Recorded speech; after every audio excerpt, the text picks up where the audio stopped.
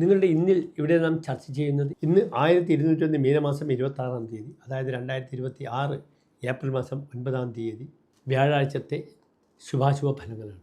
ഇന്ന് വ്യാഴാഴ്ച സൂര്യോദയം തൃശ്ശൂരിൽ കാലത്ത് 6:21 അസ്തമയം വൈകിട്ട് 6:32 ഇന്നത്തെ രാഹുകാലം വ്യാഴാഴ്ച നിങ്ങൾക്കറിയാം, ഉച്ചയ്ക്ക് 1:30 മുതൽ 3 മണി വരെയുള്ള സമയം. നാം ശുഭകാര്യങ്ങളൊന്നും തന്നെ രാഹുകാലത്ത് ചെയ്യാറില്ല.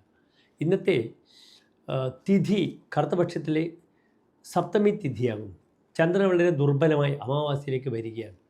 കറുത്തപക്ഷം 5-ാം തീയതി മുതൽ ചന്ദ്രൻ വളരെ ദുർബലമായി ബലഹീനനായി വന്നുകൊണ്ടിരിക്കുന്നു. അങ്ങനെ വന്ന് അടുത്ത 9-ാമത്തെ ദിവസമാണ് അമാവാസ്യയും വരുന്നത്.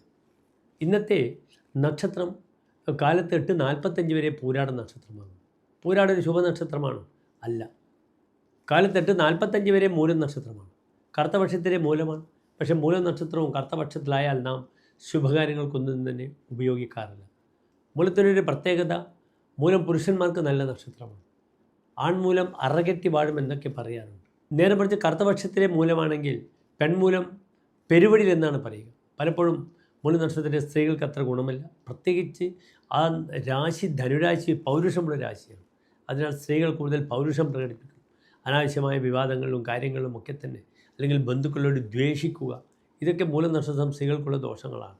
കുറ്റം പറയുക, അനാവശ്യം പറഞ്ഞ് പരത്തുക, ഇതൊക്കെ മൂലം നക്ഷത്രത്തിലുള്ള സ്ത്രീകൾക്ക് നിങ്ങൾക്ക് ധാരാളം കാണാൻ കഴിയും. ധാരാളം അനുഭവങ്ങൾ നമുക്ക് തന്നെ ഉണ്ടാകാം. ഇവിടെ മൂലം നക്ഷത്രം പ്രത്യേകിച്ച് കറുത്തപക്ഷമായാൽ വളരെ ദുർബലമാണ്. ഏതായാലും ഇന്നലെ മുഴുവൻ മൂലം നക്ഷത്രമായിരുന്നു. ഇന്ന് മൂലം നക്ഷത്രം കാലത്ത് 8:45 കഴിഞ്ഞു. അത് കഴിഞ്ഞാൽ വരുന്നത് പൂരാട നക്ഷത്രമാണ്. പൂരാട ഒരു ശുഭനക്ഷത്രമാണോ? അല്ല. ധനുരാശിയിലെ ഒരു മുഴുനീള നക്ഷത്രമാണ് പൂരാട നക്ഷത്രം. എങ്കിലും ഒരു ശുഭകാര്യങ്ങൾക്കും നാം ഉപയോഗിക്കാത്ത നക്ഷത്രമാണ് പൂരാടം. 3 പൂരങ്ങളും, പൂരം, പൂരാടം, പുരുരുട്ടാതി, 3 പൂരങ്ങളും ഒരു ശുഭകാര്യങ്ങളും നാം സ്വീകരിക്കാറില്ല. അപ്രകാരം തന്നെ യമൻ, ഭരണി, രുദ്രൻ, തിരുവാതിര, അഹി, ആയില്യം, അപ്രകാരം തൃക്കേട്ട, ഈ 7 നക്ഷത്രങ്ങൾ വിത്തിട്ടാൽ പൊടിക്കാത്ത നക്ഷത്രമാകുന്നു. യാത്ര പോയാൽ തിരിച്ചു വരാത്ത നക്ഷത്രമാണെന്ന് അറിയുക. ഇന്നത്തെ നക്ഷത്രത്തിനൊരു പ്രത്യേകത, ഭരണി, പൂരം, പൂരാടം, ഈ നക്ഷത്രങ്ങളെ ഭരിക്കുന്ന ഗ്രഹം ശുക്രനാണ്. ശുക്രൻ ദേവിയാണ്.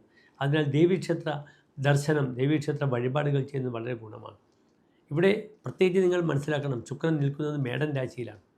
മേടം ഭദ്രകാളിയുടെ ആവാസ രാശിയാണ് യഥാർത്ഥത്തിൽ. ചന്ദ്രൻ മേടത്തിൽ വരുമ്പോൾ തന്നെ ഭദ്രകാളിയെ ചിന്തിക്കണം. സാധാരണ ശുക്രനെ കൊണ്ട് നാം ചിന്തിക്കുക പിന്നെ പൂർണ്ണേശ്വരി, ലക്ഷ്മിയൊക്കെയാണ്. പക്ഷേ മേടത്തിലും വൃശ്ചികത്തിലും ശുക്രൻ വന്നാൽ നാം ഇവിടെ ഭദ്രകാളി മുതലായ ദേവതകളെ ചിന്തിക്കാം. അതിന് നിയമമുണ്ട്. ഇവിടെ നിങ്ങൾക്ക് ഓം ഐം ക്ലീം സൗം ഹ്രീം ഭദ്രകാളിയെ നമഃ എന്ന ഭദ്രകാളി മന്ത്രം ചൊല്ലിക്കൊണ്ട് ഭദ്രകാളിക്ക് എല്ലാ വഴിപാടുകളും ചെയ്യുക. രക്തപുഷ്പാഞ്ജലി ചെയ്യാം, കടുംബായുസം ചെയ്യാം. ശത്രുദോഷത്തിനായി ശത്രു സംഹാര കുരുതി അല്ലെങ്കിൽ ശത്രു സംഹാര പുഷ്പാഞ്ജലി ചെയ്യാം. ഇതൊക്കെ ചെയ്ത് ഭദ്രകാളിയുടെ അനുഗ്രഹം വാങ്ങുക. എൻ്റെ പ്രിയമുള്ള പ്രേക്ഷകർ, നന്ദി, നമസ്തേ.